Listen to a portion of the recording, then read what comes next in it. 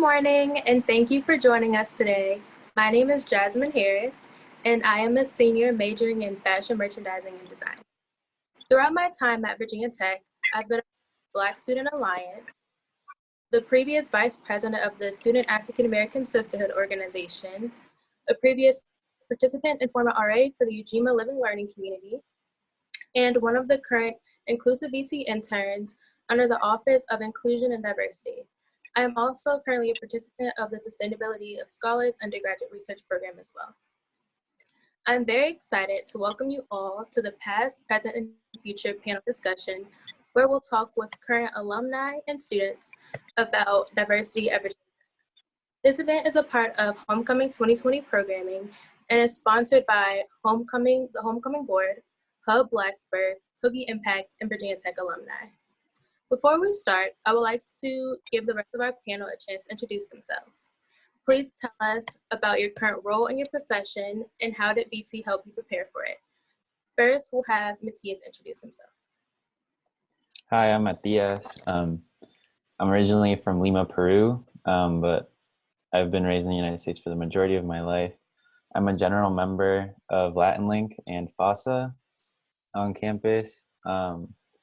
I'm part of the leadership team of DMCO, Digital Mentorship Collective, in my college or my school, the School of Architecture and Design. And that being said, I'm a junior majoring in architecture. Yeah. Okay, next we'll have Angela introduce themselves. Hi everyone, I'm Angela Ngo. I use they, them pronouns. I'm a senior in computer science with a minor in human-computer interaction. Outside of school, I'm also co-president of Queer and Trans People of Color and part of Hokie Pride as the Web and Technology Chair. And in the past, I've also been involved in the Asian American Student Union and Asian American Coalition at Virginia Tech, as well as the Hypatia Engineering Living Learning Community. Okay, next we'll have Mitsuko. Hi everyone, my name is Mitsuko Clemens Nazir, nicknamed Mimi while at Virginia Tech. I'm a 1995 graduate of liberal arts and sciences, had concentrations in Black studies, middle school education, and English. My prosum is education, where I've spent the last 2 decades and a half serving as a school administrator in both K-12 schools and in higher ed, mostly in human resources and career services department, serving the states of Delaware on down to Florida. My roles now, since I left Virginia Tech, have been serving as a mom of 2 sons, as well as a wife of 21 years, and I'm really happy to be joining you guys in the conversation today. Next we'll have Daryl Mensa. Hi, my name is Daryl Mensa. I am a recent class of 2020 graduate of Virginia Tech. I was a political science major with a focus in legal studies, and I am currently unemployed, but we are working on that. So it's all in the pipeline. Okay, and lastly, Dee Sinai. Thank you for having me. I am Dee Sinai, a Virginia Tech alumni. My undergraduate degree is interdisciplinary studies, and I return later to the Executive Masters of Business Administration program. I am the current Diversity and Inclusion Director of the Northern Capital Region Alumni Association. I'm also an alumni member of the Asian Pacific Islander DESI American Caucus at Virginia Tech. I am committed to diversity and inclusion also in my private life, as well as my professional life. My career right now is in litigation in the DMV area, and I am also the founder of a social justice organization called Mosaic Visions. Thank you for joining us, Dee. So I'm excited to start this panel with a specific question for Mitsuko. During your time here at Tech, you were very involved and founded 2 clubs, Ujima Dance Theater and the Japanese Culture Club. So what inspired you to create these clubs, and how do you feel the campus responded to them? Awesome. So like many of you, I used organizations to kind of serve as a conduit between my own personal interests in social activism, leadership, education, and the arts, and a body, meaning an organization. When I entered Virginia Tech in 1990, I entered as an international studies major. I wanted to study and pursue a career in Japanese communication, and I needed a social venue to support my academics, i.e. why the Japanese Culture Club was founded. I think that the organization was received by the student body. It was mostly made up of upperclassmen that were Korean, Black, and white. All students who were just interested in studying Japanese culture. And the organization lasted as long as Japanese was offered, and those individuals that were there, graduated. The other organization that I was really involved in and founded as a student was the Ujima Dance Theater. It was actually founded by Carol Crawford Smith, who served as the director of the Black Cultural Center. Carol had been a principal performer of the Dance Theater of Harlem, and she brought this beautiful skill and talent and gift that she shared with all of us. Its name, Ujima, is a principle of Kwanzaa, which means collective work and responsibility. So the organization was used to educate and share Black culture through dance. We had the fortunate opportunity to travel and perform and share out of state. And as I was preparing to graduate, it actually moved from the campus of Virginia Tech to the Center of Dance, which is located in Blacksburg. Thank you. So I have a question for that. In Blacksburg being a predominantly white area, how do you think the town and the student body and the faculty were able to, I guess, be receptive to these two cultures? Ironically, Matthias, my first year in January of '91, we actually had the KKK walk down the streets of Main Street. And so that in itself was, that experience was very eye-opening and allowed a sense of reality to hit of where we were and at that time, that present day. So there was a lot of social activism work that was just going on, and there were conversations to be had. We had a very active student body. At the time, if we compared ourselves to a lot of our competitors in the Commonwealth, we had the most number of, or the highest number of Black, Asian. Back in the day, you were not Latinx, you were Hispanic. So teachers or students of color in that body. And so we collectively, I think, were one really big, strong force. You probably saw more presence from the Black community than you did any of the others. Probably one, I noticed it because I was involved in those communities. But I think that, just like now, it's a struggle. The conversation is happening. Those same conversations and dialogues were happening 25 years ago. So it's a little disappointing to hear, but at the same time, it's not a surprise. So we just have to keep that struggle and keep going on. Yeah, definitely, for sure. Well, thank you to the both of you. Now, Daryl, I have a question for you. As a recent grad, how would you like to encourage the underrepresented students here at Virginia Tech? And what are your hopes for the university in the future? Well, Matthias, I appreciate the question. In thinking about this, I think really in this moment, as we've kind of alluded to a bit to begin with, is a moment of difficulty, of challenge. And in that moment, or in these types of moments, there's opportunities to learn and grow. And really, I think at this moment in time, it almost presents a vacuum or a void in which people are more receptive to questions and dialogues and discussions of diversity and inclusion, where perhaps a year ago, 18 months ago, they'd be more taboo or far more uncomfortable.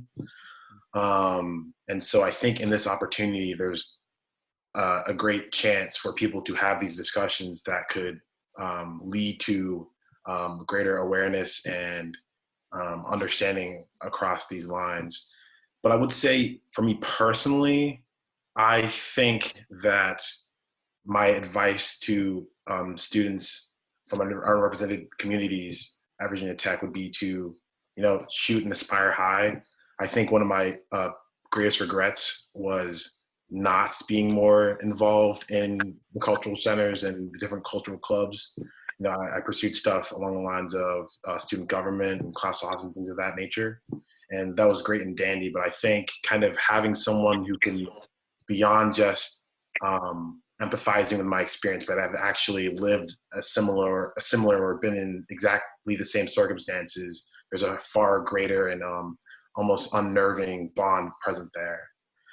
And I think I would really implore people who have yet to take that kind of step or that chance to do exactly that. But in terms of my goals or things that I would want Virginia Tech more broadly to do, be kind of a combination of really kind of promulgating and making it known that the university is open and willing to hear students from these underrepresented communities, to hear their concerns, to be willing to hear feedback and input as it pertains to these matters, because it can really feel, as a minority in a community that's predominantly white, to feel like your voice doesn't matter, or that even coming together as a group is insignificant if the majority isn't in favor of that, or having to work even harder to kind of get your movement or your point or your discussion point across. And really beyond that, kind of having the university have more kind of honesty with certain matters. I think it's really fair for our university or Virginia Tech to say that, we have an A+ in food or a great, college life experience. But for the university to claim that we have like an A in diversity, to me feels like very much a stretch. And I think kind of more honesty and being more candid about these sort of things would really kind of, I think, help student university admin relations greatly. So Yeah, and I feel like when you say like shoot for the stars, like as an underrepresented student, I feel like there will always be a fear attached to, I guess, reaching high, just because of like our underprivileged backgrounds generally. And I know that fear will never go away anytime soon, most likely, unfortunately. So how would you, like, what advice would you give us to use that fear productively? I think making the fear a productive thing can kind of come through using it as a motivator. It's obviously like a higher stakes situation when, say, you are in a financial situation where you can't afford to expend your time in multiple organizations or groups. So instead of maybe being in a bunch of things at a superficial level, dedicate all of your time or a lot of your time to one organization that you're incredibly passionate about, and finding a way to promote the things around campus more broadly that not only bring you joy, but can actually create and inspire change. Okay. Yeah, that's great. Thank you. I appreciate both of your thoughts on helping continue the future.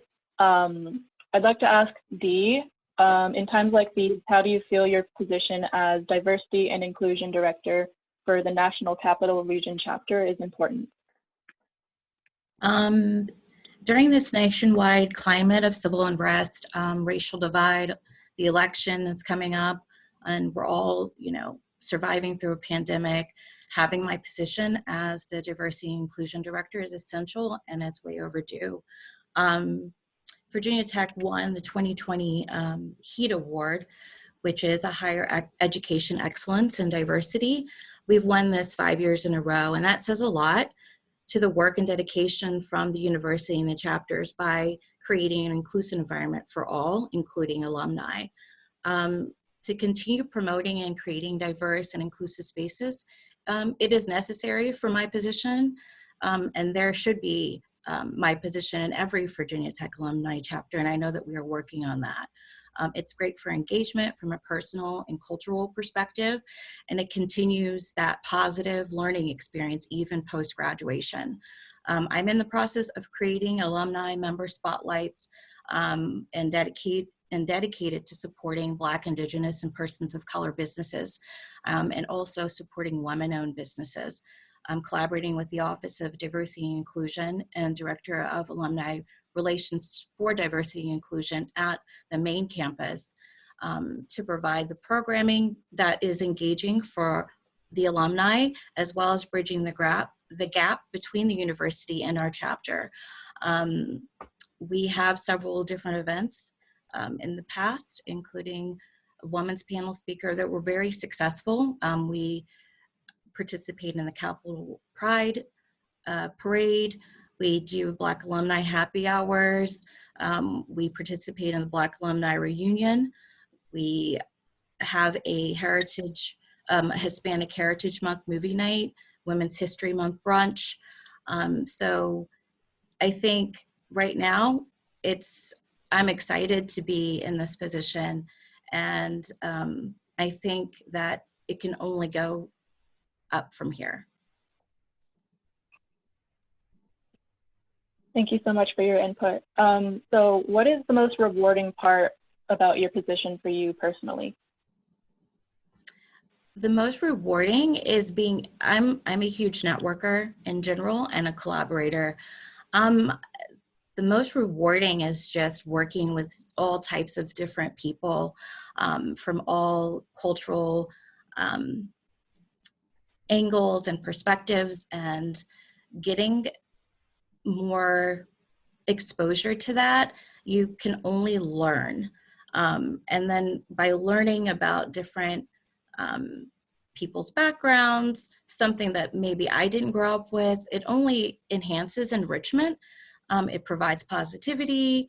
I meet, great new people and professionals all over the scope. I love giving back, of course, as an alumni to Virginia Tech, and being a part of the process for change, for growth, and for increasing attention on diversity and inclusion. Do you think that because of like COVID and the whole pandemic, like being based like on a digital realm is easier for you to like network and actually like get more exposure, or do you think you get more challenges from it? I absolutely 1,000% think it is. It's, I know the pandemic is really, really a trying time for all of us, but the silver lining is we were able to take advantage of virtual spaces like this and connect otherwise. I don't think I would be able to make as many as personal connections, of course, by the self-quarantine that we had earlier, and then just, have limited gathering. If it wasn't for, platforms like Zoom and Microsoft Team and Google Meet, I wouldn't be able to make the strides that I am with my new position by also collaborating and connecting with the main campus. I think when we're in a 9-to-5 and we're on the go all the time, we don't have time to really, everyone's doing things by phone call or it's a quick text. So yes, I would definitely think, Mateus, that it's certainly beneficial. Hi, Dee.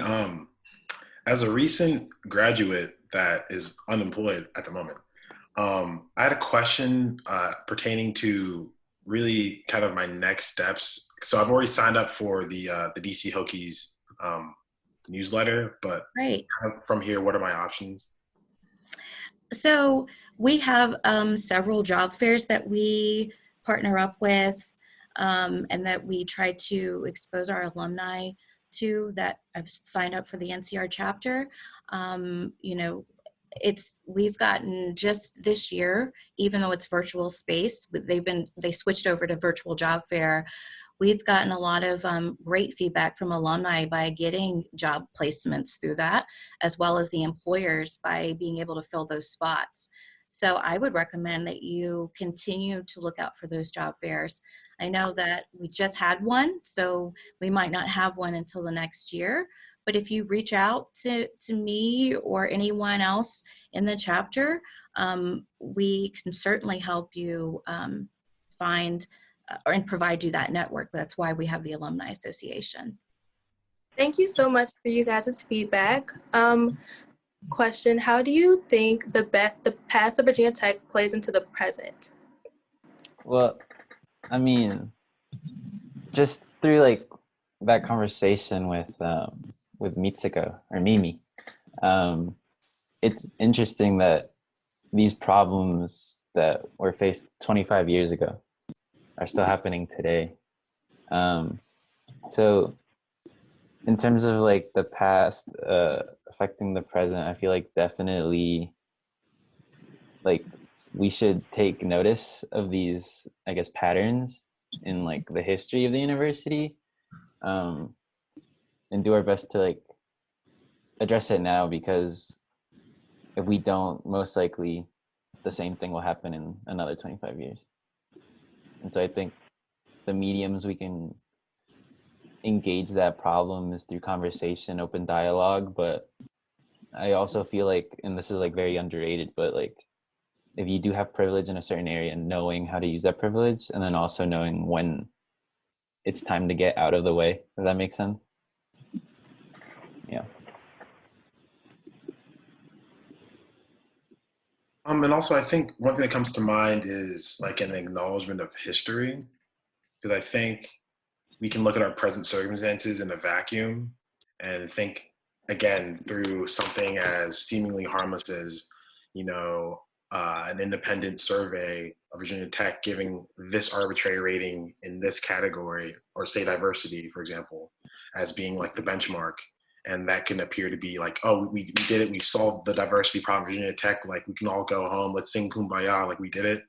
But it's far more nuanced and more complicated. And even something as simple as, you know, the discussions of, you know, the land in which the University of Virginia Tech was built on, and the history there, or, you know, how the university was built and how all of these things kind of coalesce into the history of the college.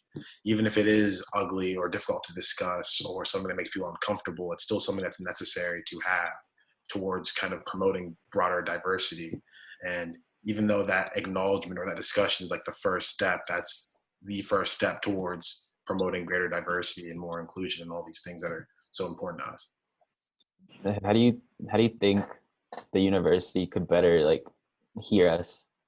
Because I know, especially this summer, there were like statements made from the university, from leadership positions, mentioning like they will address this issue, and I think that's always a good first step. But obviously, like further steps need to be like made. I feel like student organizations can make a huge, I guess, difference in terms of making our voices heard. But how do you think the university can actually listen to us rather than just like hearing us out? I wanted to answer that. By having the position that I have as diversity and inclusion director, going back to what you said, and also Mitsuko, from the early 90s, we did not have an inclusive VT council. We do now. And with President Tim Sands, I've seen that change. I've learned so much more about what his plans and goals are. There's an executive council that I suggest if any student, I highly recommend that you reach out to them. They're connected with from deans of colleges, as well as the provost office. And so that is directly under the president of the university. So if there are any sort of, racist and malignant comments that are made, I would definitely reach out to them and CC them, or go and speak to them directly. I mean, virtually. Yeah. This is another open-ended question for everyone. What are some ways that the future of VT can empower all students? I'd love to answer this particular question, but also going back what Denise and I said as well, and that is, those administrators that you're working with, they're very limited in what they can do, and they're one person. And I would just strongly encourage you that movement comes through the actions that students make. I think that out of the time that I had there, that is when I saw the most change, when students took the initiative and were the driving force in this work, the work of equity, the work of inclusion work. I heard some of you talk about fear, and part of, even though fear is very difficult and easier said than done, I think breaking through some of that fear and really working through the changes that you can make for yourself to be a more encouraging force for your peers, and then you guys together can push this work along. You have much more avenues and platforms than I ever did in '95. I mean, you guys are gonna laugh, but back in '95, that's when we had dial-up modem and chat features, and like DMs that was really just appearing. Okay, so there was no Facebook, there's no Twitter, there's no there's no IG, no Snapchat, none of that. The ways in which you guys communicate is much different than we did. And I would just encourage you to use those venues, use your skills that you have, encourage your brothers and sisters alongside you, push them. When you see something is going wrong, you know, be their person, be their, show some service, support one another, and really push that work. So that's what I would just encourage you to do. Again, it's much different than what it was back in the day. So use what you have. I'm surprised I never met you, Mitsuko.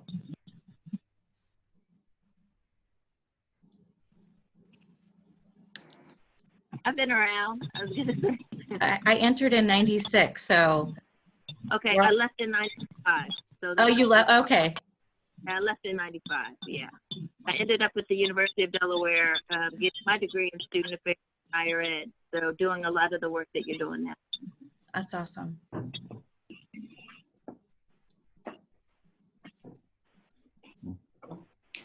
Okay, so another open-ended question.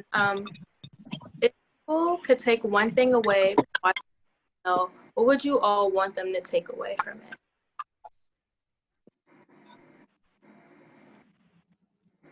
I would encourage you to utilize this huge network and legacy that's been created for you. If you're a student right now and you're about to graduate, use it wholeheartedly. If I can send some shout outs to some of the mentors that I had while I was there, Cheryl Crawford, Julie Steiner, Dolores Scott, Virgil Cook, all of these wonderful people who some of them are still there actually, and some of them have gone and embarked in other things. But use this, I mean, these people are there for a reason.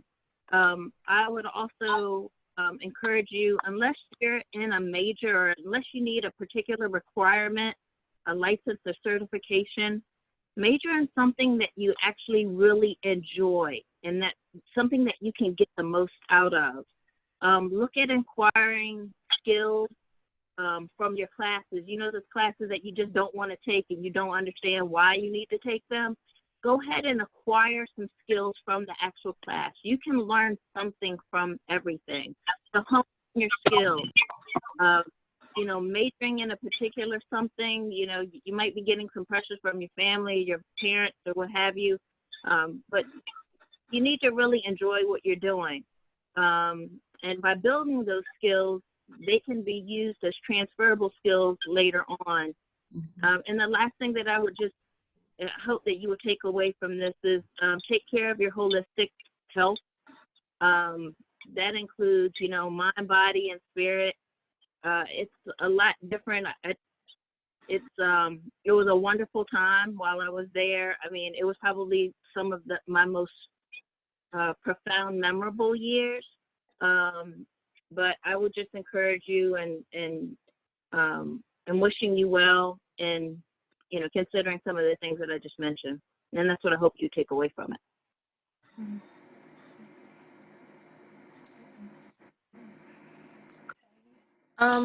As like a follow-up question, So I feel like this is more for the alumni.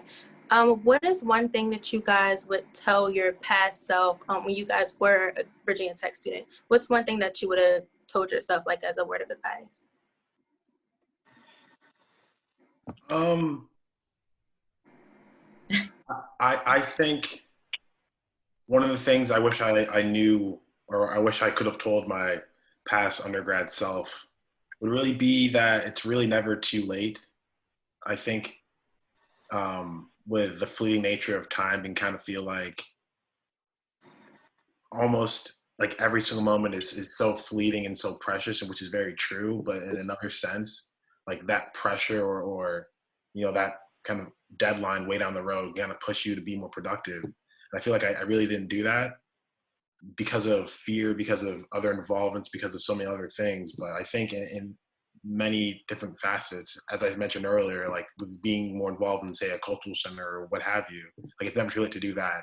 It's never too late to be more involved in whatever organization you're part of. It's never too late to start a healthier habit. It's never too late to reach out to someone who's on campus that you haven't seen in a while. And, the biggest thing in kind of line with that is that, again, once that time is gone, that it's gone. And there are many things that I wish I had another week, another month, and with the whole COVID situation kind of cut short my senior year. And I really had a mindset of, oh, next week I will handle X. Like next week I will go to the gym more. Next week I will, start applying for more jobs, and kind of that mentality, that working for the weekend, that putting things off to the last minute, and all of that became super unproductive. And in both respects, those kind of two ideas, the fact that it's really never too late, and at the same time it's very important to kind of use that drumming metronome of time to recognize that these things do end. So yeah, it's really time. Yeah. Yeah.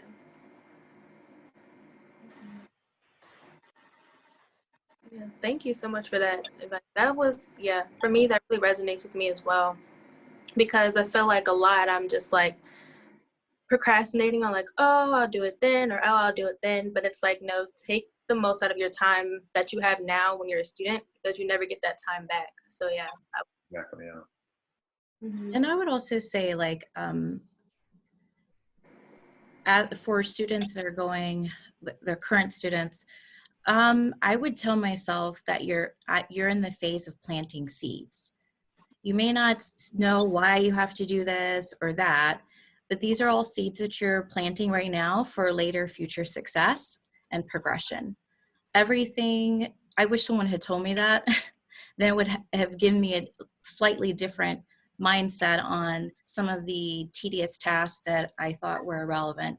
And I would also say to myself is to give myself self-love, to take care of myself. Don't be too hard on, a grade that I didn't make, or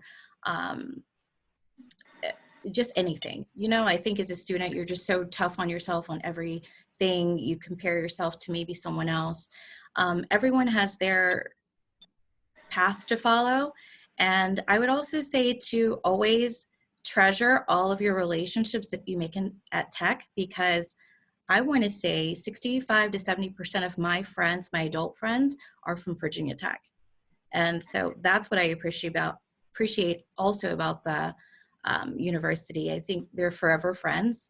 Mitsuko, I think you may, I don't know what to put words in your mouth, but I'm sure you see that as well. We have so many, like, Black alumni reunion is always so much fun.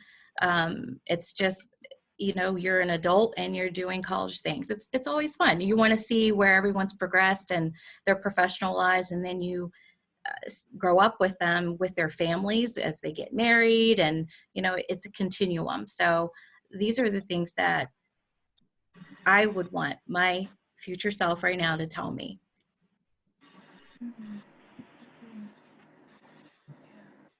I'm thinking about what I would actually tell my future self, and I think I'm really happy that I didn't live an experience of I wish I coulda, woulda, shoulda.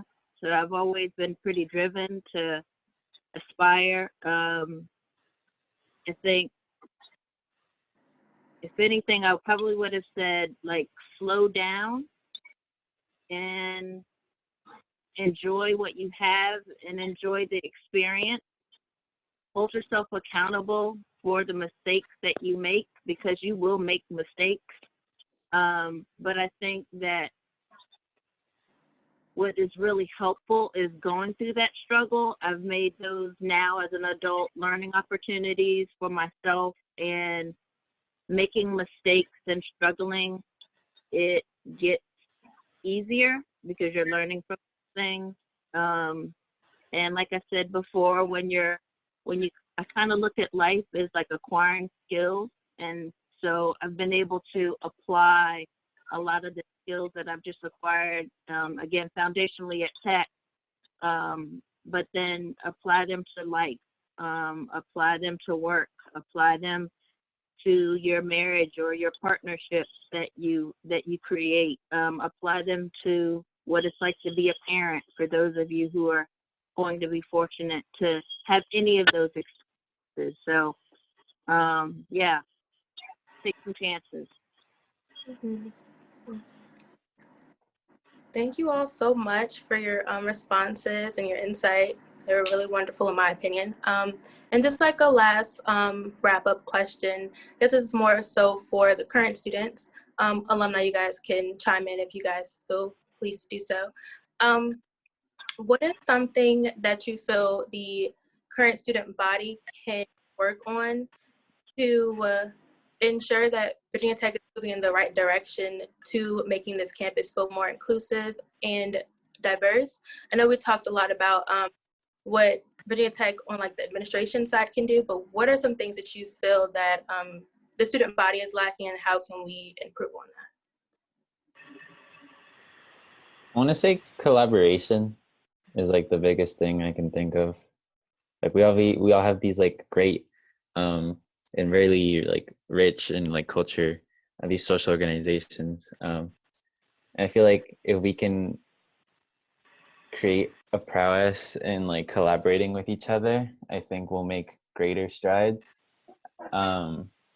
Just because on a cultural level, like there's a lot of similarities. There is a lot of differences, but there's a lot of similarities between our cultures.